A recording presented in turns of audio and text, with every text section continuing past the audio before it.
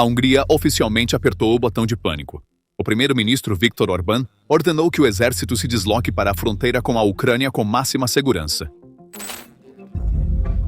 Vejo que a Ucrânia está preparando mais ações para interromper o funcionamento do sistema energético húngaro. Portanto, ordenei o fortalecimento da proteção da infraestrutura energética crítica. Isso significa que vamos mobilizar soldados e equipamentos necessários para combater ataques próximos a instalações energéticas-chave. As fronteiras e as centrais elétricas estão atualmente sob bloqueio militar.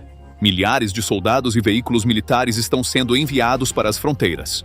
À primeira vista, o movimento de pânico de Orbán pode parecer uma precaução militar contra um ataque estrangeiro além das fronteiras, mas a realidade é muito diferente e muito mais interna. Esta atividade militar é menos sobre um inimigo iminente e mais sobre um esforço para se proteger contra uma onda massiva de indignação pública prestes a irromper porque a Hungria está enfrentando uma enorme crise de combustível. As eleições críticas em abril estão se aproximando. O governo inabalável de 16 anos de Orbán está vacilando pela primeira vez. O povo está exigindo a renúncia de Orbán. Os caminhoneiros estão se rebelando. O povo está dizendo basta ao regime oligárquico corrupto de Putin. Orbán agora teme não inimigos externos, mas uma revolta direta de seu próprio povo. Tudo começou em janeiro de 2026. A Ucrânia cortou Druzhba, o maior oleoduto de Putin para a Europa.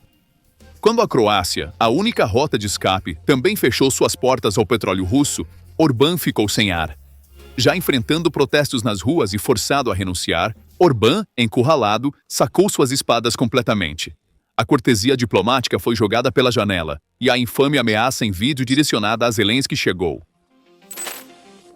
Não farei nenhum pacto aqui. Não haverá compromisso. Nós os derrotaremos. Não com acordos, não com tratados, não com compromissos, mas conseguiremos isso pela força. Para entender as raízes deste pânico militar, precisamos voltar àquele primeiro momento em que tudo saiu do controle.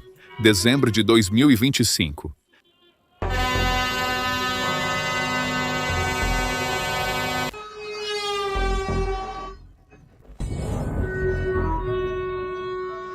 Uma enorme onda de protestos está surgindo na Hungria. Milhares de caminhões, milhares de agricultores, centenas de milhares de pessoas estão tomando as ruas. Todos compartilham um problema comum: Orbán, Putin e o regime oligárquico corrupto. Nos dias 22 e 23 de dezembro, milhares de caminhoneiros furiosos protestando contra o regime de Viktor Orbán transformaram a rota logística mais crítica em um amontoado de metal. Este comboio, estendendo-se por milhas na autoestrada M3, não é apenas uma simples greve. É uma revolta logística organizada que abriu um buraco enorme na cadeia de abastecimento da Europa. Os aumentos devastadores de taxas do governo, disfarçados como taxas de infraestrutura, foram uma gota d'água para os transportadores húngaros. Milhares de pessoas ao volante paralisaram efetivamente a capital ao desligarem seus motores.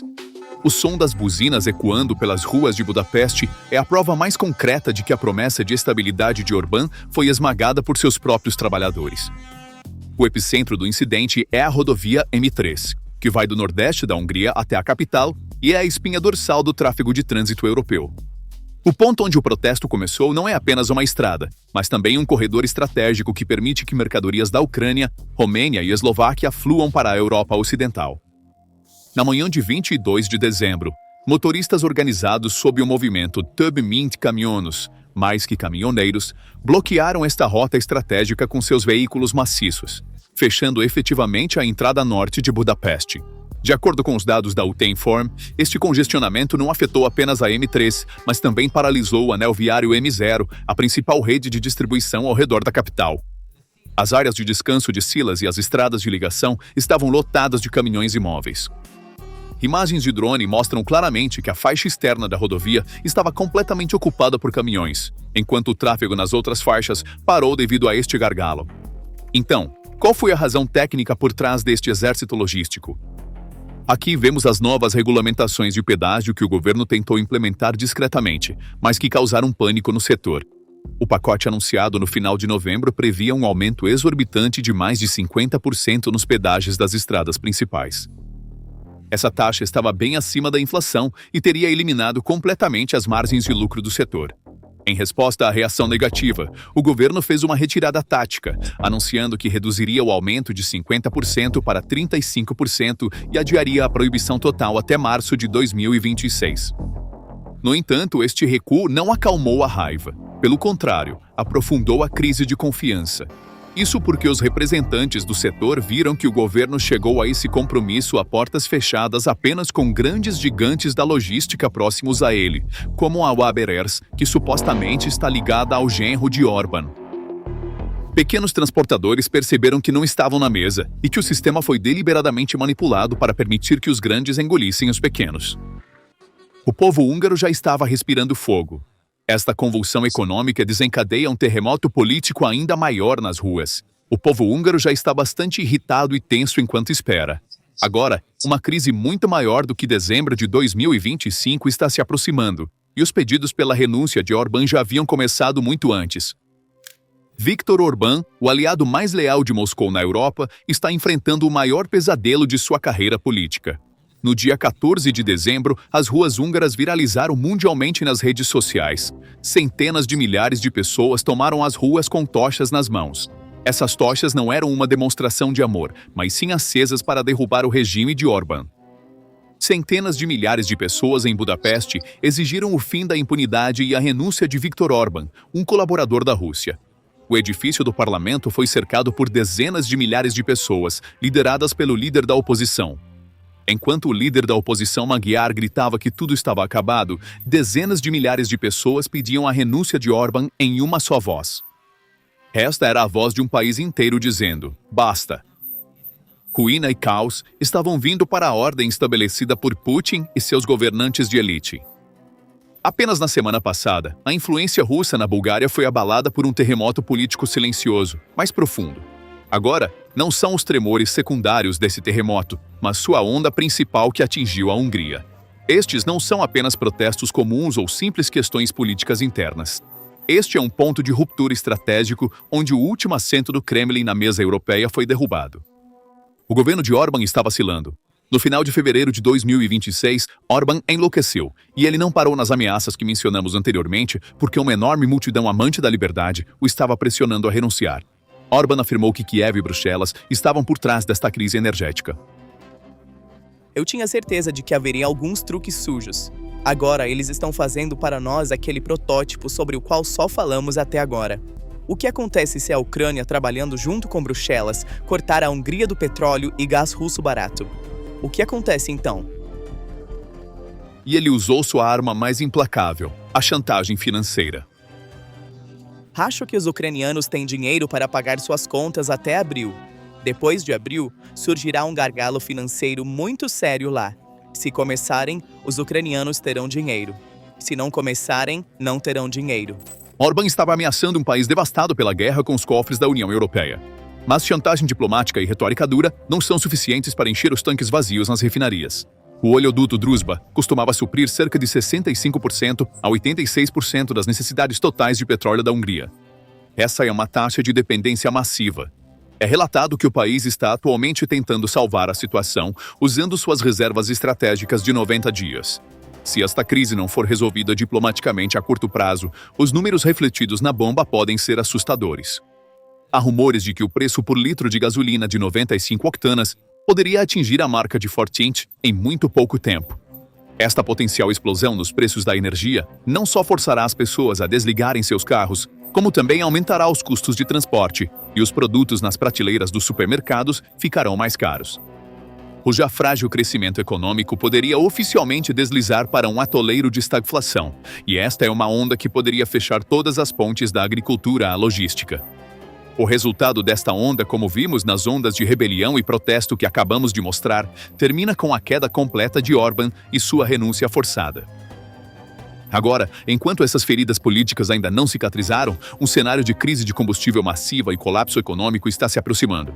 É altamente provável que as massas que não conseguem pagar suas contas, encher seus veículos com combustível ou encher seus carrinhos de compras iniciem levantes muito mais violentos e generalizados. As eleições de abril de 2026 deixaram de ser uma disputa política rotineira para Viktor Orbán e seu partido e se transformaram em uma verdadeira luta pela sobrevivência. Dados publicados por organizações de pesquisa independentes mostram que os alarmes estão soando para o campo governante. 63% dos eleitores acreditam que o país se desviou do seu curso e está indo na direção errada. Ainda mais impressionante é que o crescente partido de oposição TISA, liderado por Peter Magyar, superou o partido de Orbán por uma grande margem nas pesquisas. Esses números provam que 16 anos de governo ininterrupto foram fundamentalmente abalados. É precisamente neste ponto que o envio de unidades do exército para as centrais elétricas e o bloqueio de instalações críticas assume um significado diferente. Esta atividade militar dá a impressão de ser uma medida tomada contra a raiva civil pronta para explodir internamente, em vez de prevenir um ataque ucraniano do outro lado da fronteira. O governo está usando as forças armadas como uma espécie de escudo para evitar que potenciais protestos em massa tenham como alvo a infraestrutura energética e para manter o controle das ruas. Segundo muitos observadores políticos, essa estratégia revela não a força da autoridade, mas o profundo medo e expectativa de caos em torno do regime. Como se as crises regionais não fossem suficientes para Orbán, a geopolítica global também parece estar trabalhando contra ele. A escalada das tensões entre os Estados Unidos, Israel e Irã paralisou o tráfego marítimo no Estreito de Hormuz. Foi neste exato momento que uma voz se ergueu ao sul da Hungria, resumindo a destruição que este gargalo global causaria em sua forma mais clara e chocante. O presidente sérvio Aleksandar Vučić apareceu diante das câmeras e, deixando de lado os filtros diplomáticos, nomeou a tempestade que se aproximava. Os preços do petróleo vão nos matar a todos. A Europa vai descer ao inferno por causa do fechamento do Estreito de Hormuz. A dura declaração de Vučić não foi uma simples exageração política. Foi uma admissão clara do profundo medo e desamparo sentido pelos países do leste europeu sem saída para o mar, que dependem de suprimentos de energia externos e têm laços históricos com a Rússia. O inferno a que Vučić se referiu é, na verdade, o enorme teste de estresse energético que já começou para a Europa. Cada petroleiro que não consegue passar pelo Estreito de Hormuz divide o continente europeu em 3 ao longo de linhas de falha. O primeiro grupo consiste nos resilientes. Países como a França, com sua infraestrutura de energia nuclear, ou a Noruega, que gerencia seus próprios vastos recursos. Esses estados sentirão o aumento dos preços globais de energia em suas taxas de inflação. Talvez seus déficits orçamentários cresçam, mas os mecanismos estatais continuarão a funcionar. O segundo grupo consiste nos que estão sangrando. Economias baseadas na indústria pesada, na indústria química e na produção automotiva, como a Alemanha e a Itália. Nesses países, os turnos das fábricas podem ser reduzidos, os custos de produção podem aumentar e o crescimento econômico pode sofrer danos sérios. No entanto, no final da lista estão os elos fracos, que pagarão o verdadeiro preço da crise e que Vučić apontou ao dizer: "Vão nos matar a todos." Países como Hungria, Eslováquia e Sérvia. A característica comum desses países são os obstáculos geográficos e infraestruturais para criar rotas alternativas. Olhando especificamente para a Hungria, podemos ver como a tempestade perfeita se transformou em um duplo bloqueio. Com o oleoduto Druzhba fechado, a administração de Budapeste está contando com petróleo alternativo que poderia vir por mar. Mas, como não tem litoral, está tentando trazer esse petróleo para o país através dos portos croatas. O fechamento das portas pela Croácia foi o primeiro bloqueio. Agora, o bloqueio dos embarques do Oriente Médio, a fonte desse petróleo alternativo vindo por mar em Hormuz, está criando o segundo e verdadeiramente mortal bloqueio. A descida da Europa para este inferno coincide diretamente com as crises existenciais de seus líderes políticos. O envio de tropas por Orbán para as fronteiras e as declarações alarmadas de Vučić na televisão servem, na verdade, como um sistema de alerta precoce contra a raiva social latente. Cada aumento no forint ou no dinar refletido na bomba tem o potencial de se tornar uma arma apontada para aqueles no poder nas urnas. Para Vladimir Putin, olhando para este quadro caótico de Moscou, a visão não é nada agradável. Por anos, Putin posicionou Viktor Orbán como seu aliado estratégico dentro da União Europeia, o único poder de veto que diluía os pacotes de sanções e seu bastião inabalável dentro da Aliança Ocidental. No entanto, a questão tem um significado muito mais profundo do que simplesmente perder um aliado político. Budapeste também servia como sede para as massivas operações econômicas e de inteligência da Rússia na Europa. O projeto da usina nuclear PAX-2 de 12 bilhões e 500 milhões de euros, realizado pela empresa estatal russa de energia nuclear Rosatom, foi uma enorme cunha energética impulsionada por Moscou no coração da Europa. Se o sistema que Orbán construiu desmoronar, a voz alta de Moscou nos corredores da Europa será cortada como uma faca. A tomada de poder pelo partido pró-ocidentista, que está liderando nas pesquisas, traz o risco de fechar não apenas as torneiras de petróleo, mas também todos os acordos obscuros de energia e concessões de bilhões de dólares feitos a portas fechadas com a Rússia até agora. Putin está assistindo aparentemente impotente enquanto seu aliado de confiança enfrenta a ameaça de ser eliminado politicamente a milhares de quilômetros além de suas fronteiras. É por isso que este cenário chocante reacendeu nos círculos de inteligência subterrâneos da Europa e nas redes de código aberto. Se as eleições de abril forem perdidas, o escudo de imunidade é levantado e aqueles enormes arquivos de corrupção relacionados aos fundos da União Europeia são abertos, o que Viktor Orbán fará? Contas de inteligência na plataforma X estão discutindo um dos cenários mais extremos. Assim como o líder deposto da Ucrânia, Viktor Yanukovych, que foi retirado de Kiev em uma operação noturna em 2014, há fortes rumores de que Orbán está planejando fugir para Moscou com ativos transferidos e jatos particulares. O mero fato de que a possibilidade de um líder de um país da União Europeia e da OTAN fugir para a Rússia em uma crise está sendo discutida mostra o quanto o Kremlin se infiltrou nas falhas políticas do continente, mas também como essa rede está se rompendo sob pânico. No entanto, este tremor centrado em Budapeste está criando uma onda massiva de pânico não apenas nos corredores de Moscou, mas também muito mais longe, em Pequim. Porque quando Orbán cair, não apenas um, mas 2 cavalos de Troia plantados no coração da União Europeia serão eliminados. As relações China-Hungria estão progredindo muito além de um mero vínculo comercial.